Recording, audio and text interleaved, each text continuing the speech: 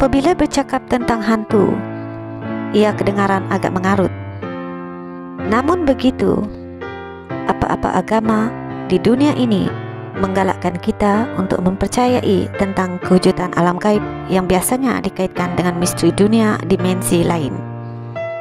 Meskipun tidak nyata untuk dilihat dengan pandangan mata kasar manusia normal. Masyarakat di sekitar Asia umumnya sering berkongsi kisah bahawasanya tumbuh-tumbuhan seperti pokok adalah tempat tinggal yang digemari makhluk halus, baik iblis maupun jin. Rata-rata kisah yang kita dengar semuanya berlandaskan jalan cerita sama, di mana ada beberapa jenis pohon yang sinonim menjadi tempat persinggahan hantu. Untuk perkongsian bersama, di sini saya akan menyenaraikan beberapa jenis pohon ataupun pokok berhantu menurut pengalaman seseorang.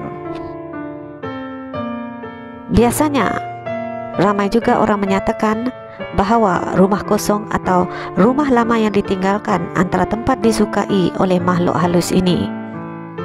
Selain itu, biasanya mereka membentuk komuniti di muara sungai, kuala laut, gunung ganang, hutan tebal, tanah perkuburan, termasuklah pokok-pokok yang besar. Perkongsian saya kali ini adalah berdasarkan pengalaman daripada seorang penggali kubur, di mana dia merupakan seorang penggali kubur yang telah mengenali spesies-spesies pokok yang sering menjadi tumpuan makhluk halus bertenggek. Antara pokok yang pertama ialah pokok pulai. Pokok pulai ini boleh hidup lebih daripada 100 tahun. Ini merupakan pokok pulai yang tumbuh di tanah perkuburan Islam Bukit Kerinci. Dinyatakan ada lubang yang kekal misteri di pangkalnya. Lubang itu mampu tembus pandangan dari arah hadapan, seperti dikorek di batangnya yang tegak tinggi. Bila pembakaran sampah dilakukan, asapnya dikatakan naik hingga ke puncak. Apa yang peliknya tentang pokok pulai ini, ia tidak seperti pokok lain yang perlu ditanam. Pokok pulai ini juga tidak tumbuh sebarangan. Di dalam hutan tidak ada sama sekali pokok pulai ini. Pokok pulai ini biasanya dijumpai di tanah perkuburan sahaja. Pokok yang berketinggian 30 kaki ini telah dikatakan bahawa pihak bomba pernah menolak untuk menebangnya. Ada juga yang menyatakan orang kampung pernah melihat kuda putih terbang melintasi puncak pokok ini. Sekiranya pokok beringin menjadi lokasi hantu suka bertenggek, pokok pulai ini pula dikabarkan hanya disukai oleh jin Islam sahaja. Yang kedua ialah pokok harum sundal malam. Menurut sumber, bau harum dari pohon berbunga yang satu ini menarik minat Pontianak untuk berada dekat dengannya sekaligus untuk tinggal berhampiran dengan habitat tumbuhan tersebut. Ingat, jangan Anda yang berani mendekati wanita cantik pada waktu malam, lebih-lebih lagi andai wanita itu berbau wangi dan ditemukan berjalan seorang diri. Jika waktu di tengah-tengah malam juga, awas Anda jangan terpedaya dengan wanita berwajah cantik, berambut panjang hingga ke pinggang. Senyumannya manis, sangat memikat hati, tetapi kalau pandang ke bawah, Anda akan dapati tubuhnya di awang-awangan tanpa kaki. Itulah Cik Pontianak yang suka mendekati pokok harum sundal malam. Yang ketiga ialah pokok bunga cempaka. Pokok bunga cempaka ataupun Missylia alba, dikenali dengan nama cempaka putih, adalah sejenis pokok berkayu yang biasanya tumbuh di hutan, dengan ketinggian mencapai 30 meter. Cempaka memiliki 3 spesies dengan warna bunga yang berbeza, yaitu warna putih, warna kuning, dan warna merah. Daun cempaka putih mempunyai permukaan yang licin.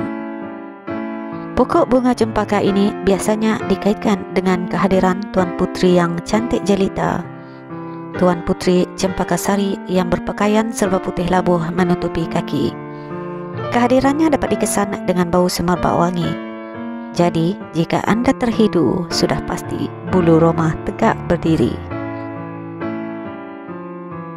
Yang keempat ialah pokok langsweer. Pokok langsweer juga dikenali sebagai pokok sakat.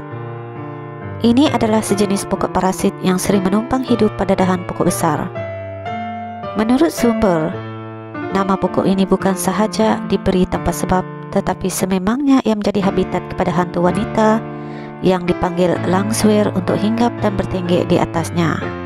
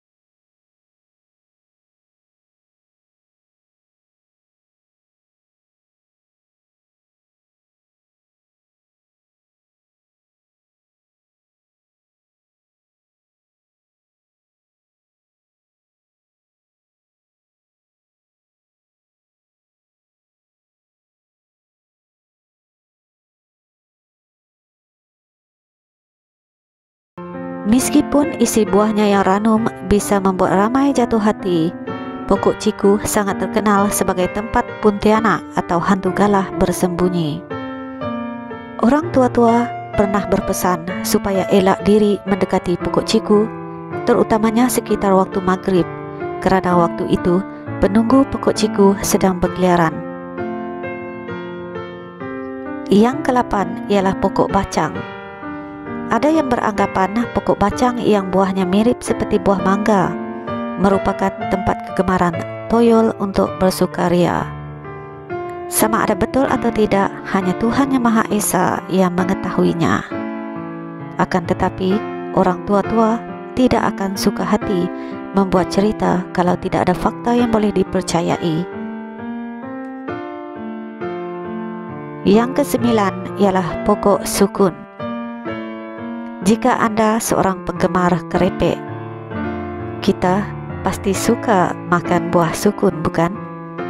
Apa yang kamu tidak tahu adalah pokok sukun rupanya menjadi tempat kegemaran pocong untuk bercanda. Itulah merupakan sedikit perkongsian saya tentang 9 jenis pokok yang mempunyai misterinya yang tersendiri. Selama ini kita cuma mendengar tentang kisah seram yang melibatkan pokok puluh dan pokok pisang semata-mata. Siapa sangka 9 pohon yang dijelaskan di atas tadi rupa-rupanya juga digemari oleh hantu dan jin sekalian alam.